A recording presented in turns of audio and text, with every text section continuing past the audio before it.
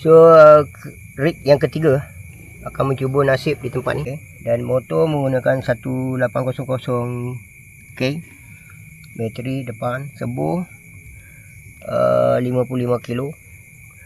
Cuma yang ni single steering kan. Yang tadi wak Jawa dan saya menggunakan 4-wheel steering. So kereta ni dibekalkan KYX axle depan belakang, begitu juga wak Jawa tadi, begitu juga dengan saya. So kita akan mulakan sesi mencuba untuk naik tempat ni. Okey, kalau tadi 4-wheel steering, yang ni single steering. Nak tengok bagaimana pilot Along PZ tu anak saya. Okey, melorot. Okey. Alright.